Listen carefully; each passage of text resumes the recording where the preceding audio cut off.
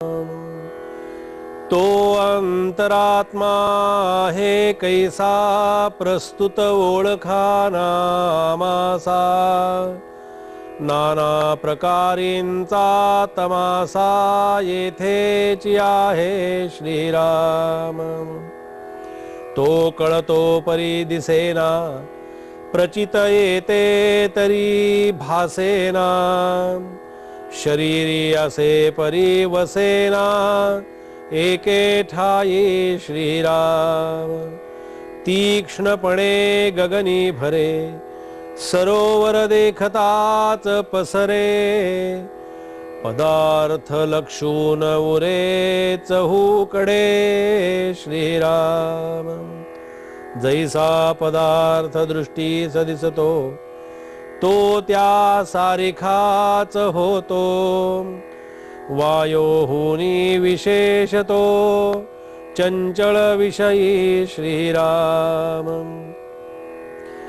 कित्येक दृष्टीने देखे, किती एक रसनेने चाखे, किती एक ते ओळखे मने करूनी श्रीराम।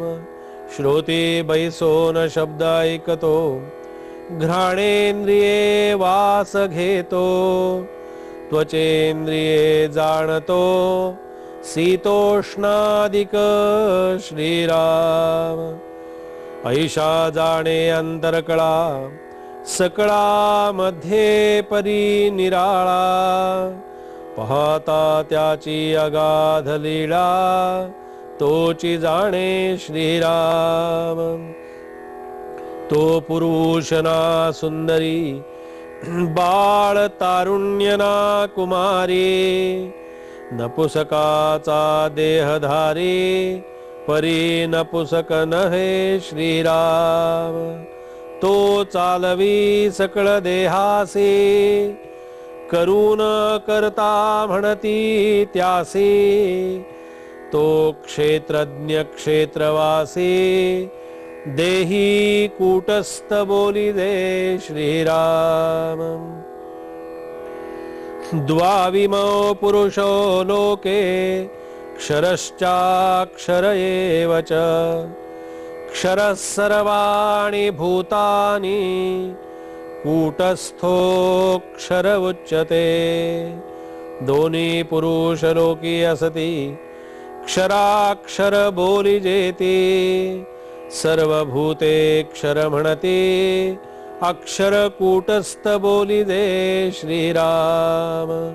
उत्तम पुरुष तो आणिक, निष्प्रपंच निष्कळंक, निरंजन परमात्मा एक, निर्विकारी श्रीराम।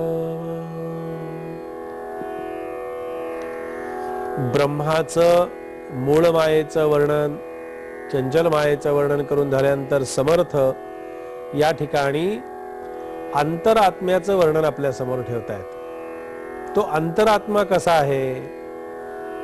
आता मुळात अंतरात्मा म्हटलं की आपल्याला लक्षात येणार नाही, म्हणून अंतरात्मा म्हणजे आपल्या देहामध्ये असणारं चैतन्य, देहामध्येच असणारी एक दिव्य ज्योत, याच देहामध्ये असणारं एक स्वरूप, आणि ते तत्व जे आत्मतत्व आहे त्याला आत्माराम म्हणतात, त्याला आत्मदेव म्हणतात, त्याला आत्मपुरुष म्हणतात। आणि तो अंतरात्मा, त्या अंतरात्म्याचं वर्णन समर्थ या ठिकाणी करतायत की अंतरात्मा म्हणजे आतमध्ये असणारं जे आत्म्याचं प्रतिबिंब आहे, तो अंतरात्मा कसा आहे?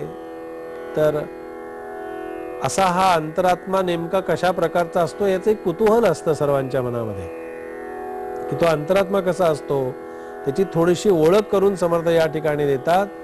या परब्रह्माच्या सत्तेमध्ये नाना प्रकारच्या आपल्याला क्रीडा चाललेल्या पाहायला या ठिकाणी मिळत असतात, आणि समर्थ या ठिकाणी असं म्हणतात की हे लक्षात घ्या की भगवंताचं अस्तित्व जाणवतं, भगवंताच्या अस्तित्वाची आपल्याला चाहूल लागते।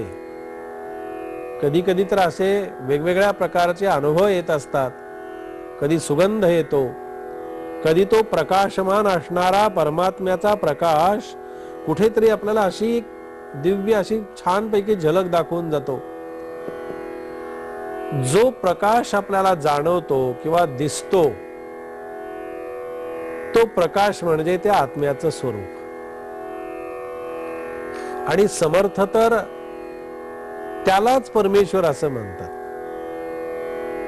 तोच परमेश्वर आहे, तेच आत्म्याचं स्वरूप. हा सर्वात श्रेष्ठ असणार जे परमात्म तत्व आहे, ते परमात्म तत्व म्हणजे दुसरं तिसरं काही नाही.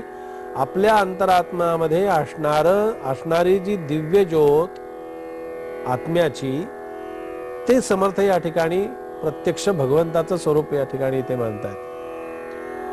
मग तो परमात्मा कसा असतो, तर तो आपल्याला त्याचं अस्तित्व जाणवतं, परंतु त्या अस्तित्वाच्या नुसत्या जाणवण्यानं किंवा अस्तित्वानं नुसतं प्रत्यक्षात मात्र तो आपल्याला कधीही डोळ्यांनी दिसत नाही.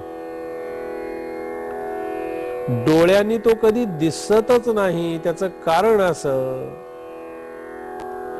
की या डोळ्यांनी ते पाहता येत नाही. हे मुख्य आहे, हे महत्वाचं असतं. मग तुम्ही म्हणाल त्याला पाहण्यासाठी आणखीन वेगळे डोळे कुठून आणायचे आपण? डोळे वेगळे आणायचे नाही, डोळे हेच. त्या डोळ्यामध्ये सुद्धा त्या आत्म्याचं प्रतिबिंब आहे. बघा आपण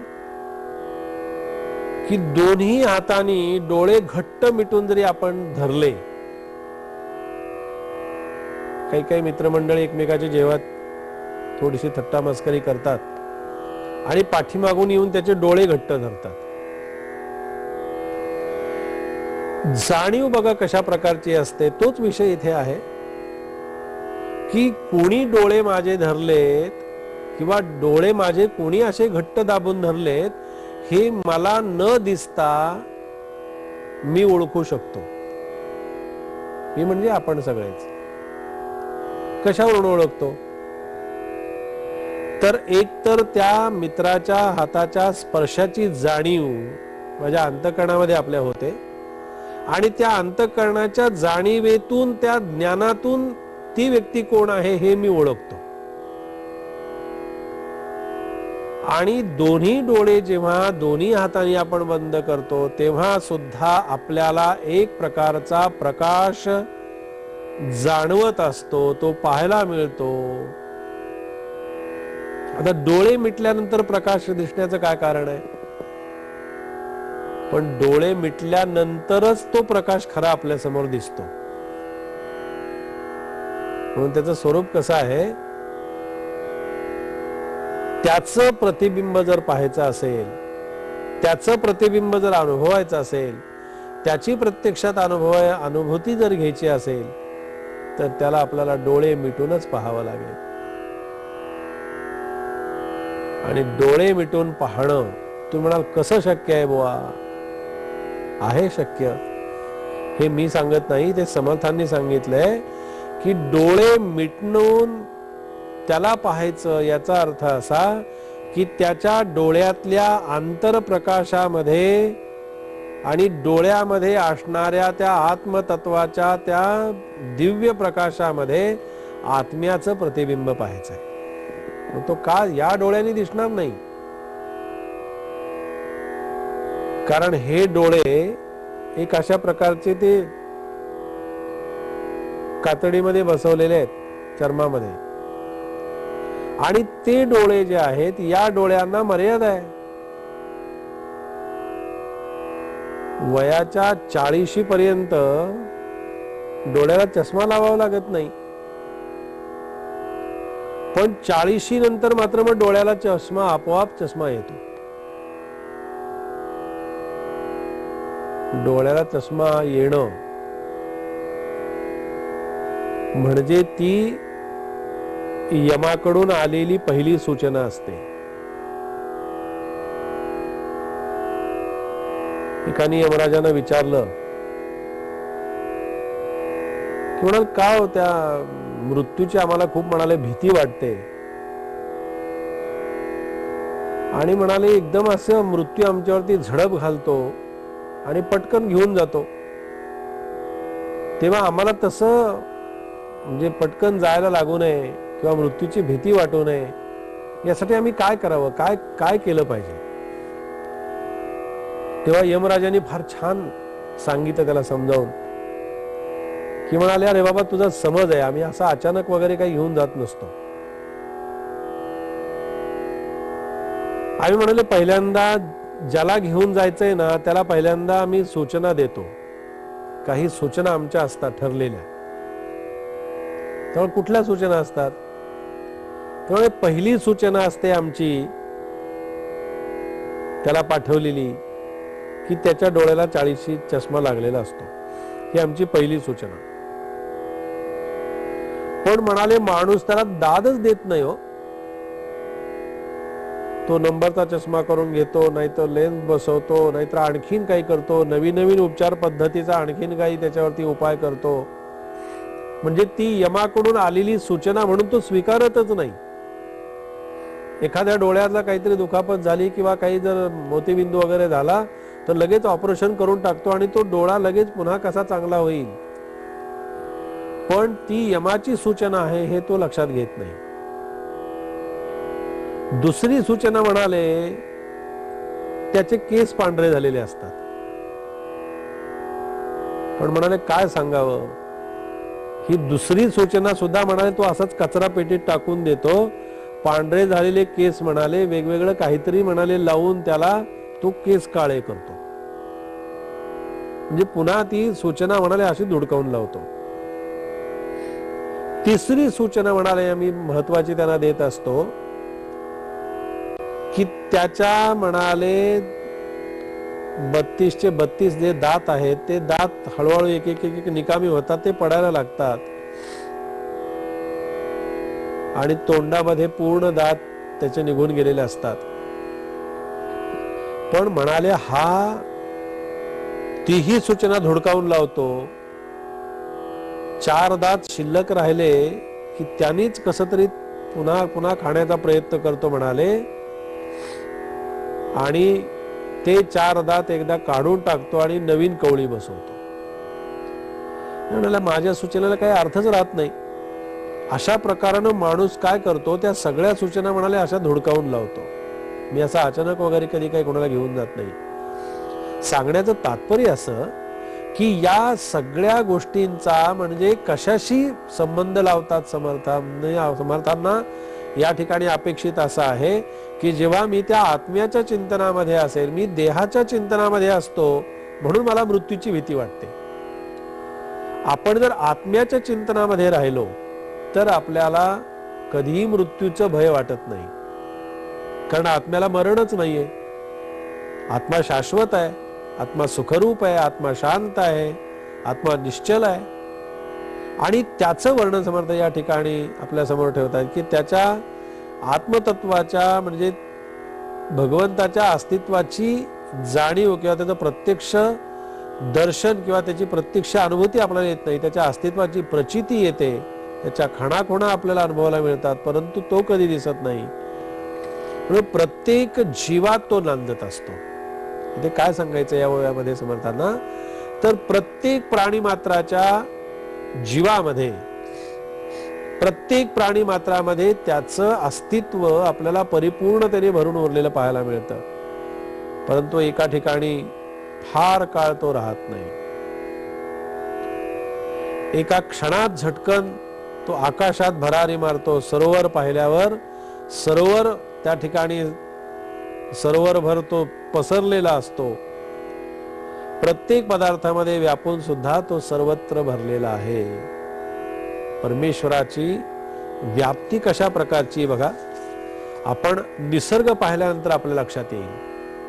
तो निसर्ग सुंदर अशा प्रकारचा निसर्ग पाहिला की आपल्याला किती आनंद होतो.